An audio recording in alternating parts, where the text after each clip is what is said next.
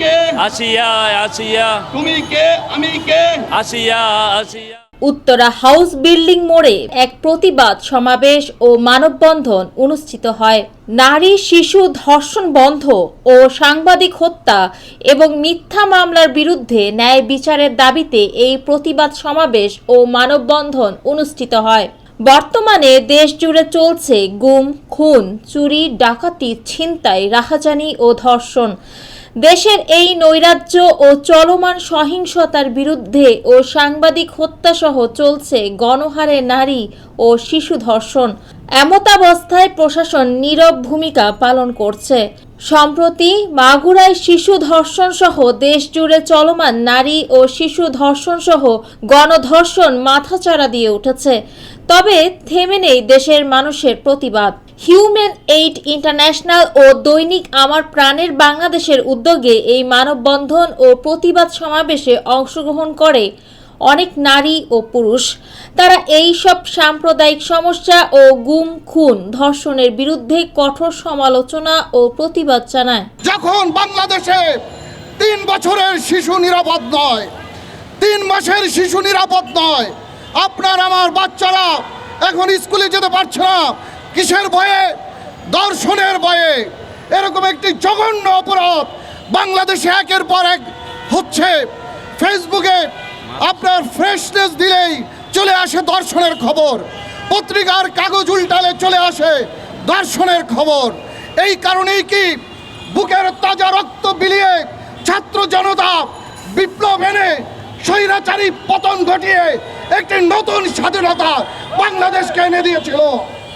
আমি রাষ্ট্রশক্তিকে বলতে চাই, আমি বাংলাদেশের প্রধান উপদেষ্টা ডক্টর ইউনূস সাহেবকে বলতে চাই, আপনারা যদি আইন শৃঙ্খলা ফিরিয়ে আনতে না পারেন, এসব অপকর্ম বন্ধ করতে না পারেন, তাহলে কানের ধরে ক্ষমতা ছেড়ে পালিয়ে যান।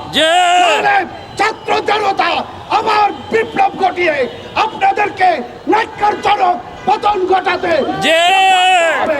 টেকনাফ থেকে তেঁতুলিয়া এমন কোনো জায়গা নেই, এমন কোনো জেলা নেই যেখানে ধর্ষণ, খুন, হত্যা, গুম চলছে না। কিন্তু গত 1 সপ্তাহ ধরে, বিশেষ করে গত 3 দিন ধরে সারা বাংলাদেশ উত্তাল আসিয়াকে কেন্দ্র করে। আমরা উত্তরা হাউস বিল্ডিংয়ের এই মোড় থেকে আসিয়ার পরিবার এবং আসিয়ার প্রতি সমবেদনা জানাই, সমর্থন জানাই।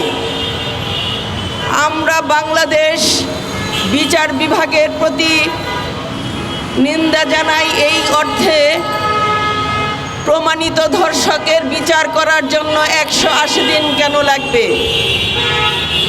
যেই অপরাধ প্রমাণিত সেই অপরাধকে ধ্বংস করতে, সেই অপরাধীকে বিনাশ করতে 180 দিন সময় নির্ধারণ করা মানে জাতির সাথে প্রহসন করা। আর কত লজ্জা, আর কত অপমান, আর কত লাঞ্ছনা, আর কত বঞ্চনা এই জাতি সহ্য করবে বিশ্বের সম্মুখে, পৃথিবীর সম্মুখে এই জাতি আর কত মাথা নত করবে? আমাদের উত্তরা প্রেস ক্লাবের সাবেক সভাপতি রাসেল খানকে মিথ্যা মামলা দিয়ে হয়রানি করে তাকে জেল হাজতে প্রেরণ করা হচ্ছে। অতি সত্বর তাকে মুক্তি দেওয়া হোক, না হলে আমরা কঠোর পদক্ষেপ সহ আরও তীব্র আন্দোলন গড়ে তুলব। যত তাড়াতাড়ি এই আসিয়ার যারা ক্ষতি করেছে তাদেরকে ধরে এনে আইনের আওতায় এনে তাদেরকে ফাঁসির রায় কার্যকর হোক। যাই দর্শক হোক না কেন, সে কাকে দর্শন করলো? তার মাকে দর্শন করলো। সে কাকে দর্শন করলো? তার বোনকে দর্শন করলো। সে কাকে দর্শন করলো? তার স্ত্রীকে দর্শন করলো। আবার তার কন্যাকে দর্শন করলো। স্কুলগামী ছাত্রছাত্রীদের তারা যদি নির্ভয়ে স্কুল কলেজে যেতে না পারে, এটা জাতির জন্য একটা কলঙ্ক।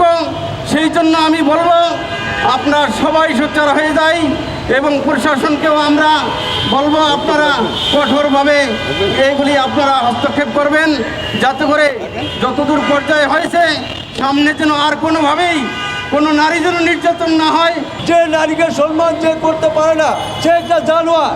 মানুষের ঘরে যে জন্ম নিচ্ছে অবশ্যই নারীকে সম্মান করবে, আর যে পশুর ঘরে জন্ম নিচ্ছে সে নারী কি সে বুঝবে না। এই দায়িত্ব শুধু সাংবাদিক বৃন্দের নয়, এই দায়িত্ব সমগ্র জাতির, এই দায়িত্ব প্রশাসনের, এই দায়িত্ব রাষ্ট্র পরিচালকের। 5ই আগস্টের পরে আমরা যে বাংলাদেশ আশা করেছিলাম যে দেশে সুশাসন এবং সুন্দর বিচার ব্যবস্থা থাকবে, দেশে মানুষ নিরাপত্তার সহিত বসবাস করবে, কিন্তু দেখা যাচ্ছে কি আইনশৃঙ্খলা পরিস্থিতি চরম অবনতি ঘটেছে এবং ডে বাই ডে আমাদের দেশের পরিস্থিতি আরও খারাপের দিকে যাচ্ছে। আমাদের শিক্ষাঙ্গন, আমাদের বিশ্ববিদ্যালয়গুলোর সমস্ত শিক্ষার্থীরা মশাল হাতে বাংলাদেশের রাজপথে নেমে গেছে, অথচ আপনারা সিংহাসনে বসে 180 দিন অর্থাৎ 6 মাস নির্ধারণ করেন।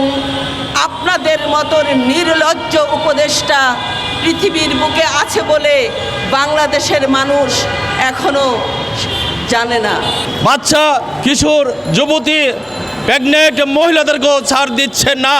গত 5 তারিখের পর থেকে এটা যেন হোলি খেলায় পরিণত হয়েছে। প্রধান উপদেষ্টা মহোদয়, আপনার কাছে আমাদের জিজ্ঞাসা, এটা কিসের আলামত আমরা দেখতে পাচ্ছি? এদেশ নতুন করে স্বাধীন হয়েছে এই আলামত দেখার জন্যে